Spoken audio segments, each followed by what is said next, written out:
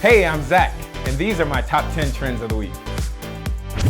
10. We got new music this week, in part from Mary J. Blige. She released a sort of divorce anthem in the thick of it all, which is a return to the dark, unhappy, miserable suicide watch Mary that we all love. You know, like back to the no drama 411 days. But I'm still trying to get a seat at the table. Solange is quirky as shit, we must admit, but it kind of works for her. She released this ode to blackness, and even the interludes where it just had you all in your feelings and riled up, fists in the air. And so it hit #1 this past week, and it's just an amazing album.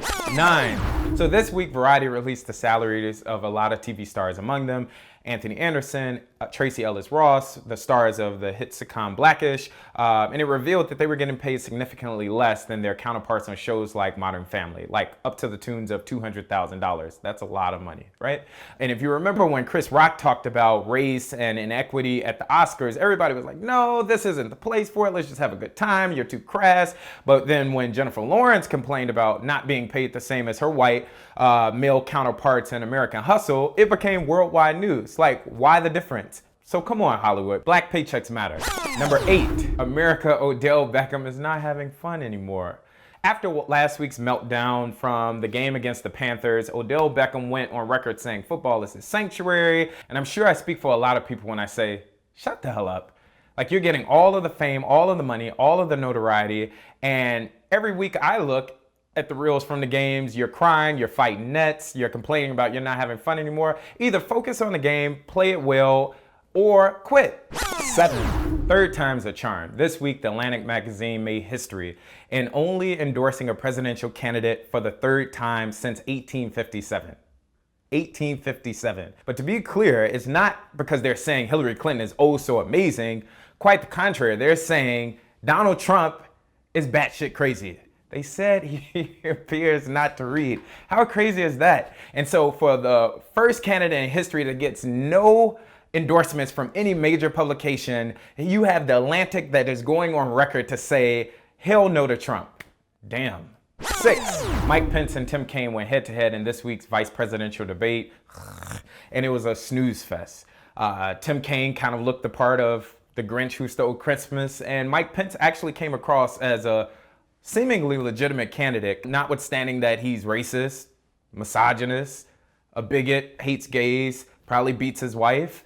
It sure left me wanting and missing the crazy of Sarah Palin. Don't you know? 5. Birth of a Nation. So all week, on my timeline on Facebook, I saw people making a claim that they're gonna go see the movie, other people saying they won't go see the movie, like he's raping people. People saying, no, he was found not guilty by an all-white jury, as though that makes a difference. Listen, if you wanna go see the movie, by all means go and enjoy it. But save me the speech that I, as a black person, need to go see this movie in order to learn about Nat Turner. Like, the narrative of Nat Turner is not directly linked to this movie. Like, pick up a book, damn. Like, and also while we're at it, can we get some other non-historical, non-slavery involved movies, maybe sci-fi action that doesn't involve the horrors of Tyler Perry? Like, seriously, like, we are more than just like slave cotton picking, we are free, we want our freedom type movies. Like, I just want more. 4. This week we watched in horror as Hurricane Matthew barreled through the Caribbean and is now currently weighing down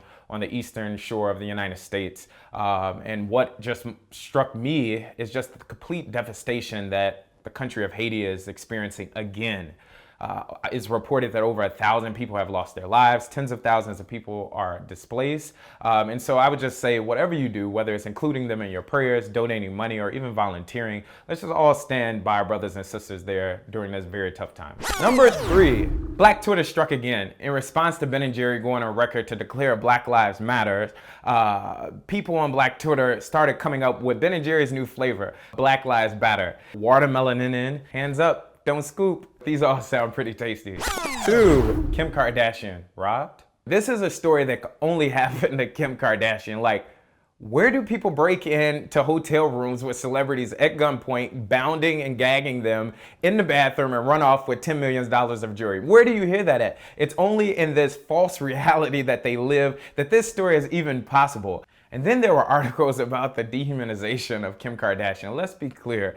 Kim Kardashian has dehumanized herself time and time again. I think we've all seen every crevice of this woman. And so it's almost kind of like when something this crazy happens, it's hard to believe because everything around her life is just so made up, right? I'm sorry if it did happen. I feel horrible, but I just don't believe it. I don't believe you. Number one, if this election cycle couldn't get any crazier, video surfaced Friday of the Republican nominee, Trump the scammer, talking about all the things he has done, could do, would do to women. He went as far as to say, you know, rich and famous people could do whatever they want, including grabbing a woman by her pussy. Out of all the things that Donald Trump has said, whether it was like talking about black people, talking about Mexican people, talking about women, talking about military families, talking about like his own family in sick, perverted type ways, like, out of all of that, what is really finally breaking the camel down for a lot of people are these comments about a white woman off the script. I just think it's very convenient. And it just begs the question, like, how can you support a proven racist, a proven misogynist? Doesn't that make you kind of misogynist, kind of racist? But like these people that are conveniently like so outraged all of a sudden 30 days before the election, I just call bullshit again. I just think it's all self-serving. I think Donald Trump is pulling the curtain back on the ugly, sick culture that lives right below the surface in this country. And so there you go, folks. So much for making America great again. Comments, questions, drop them below. Like it, subscribe, share it with a friend, and we'll see you next week.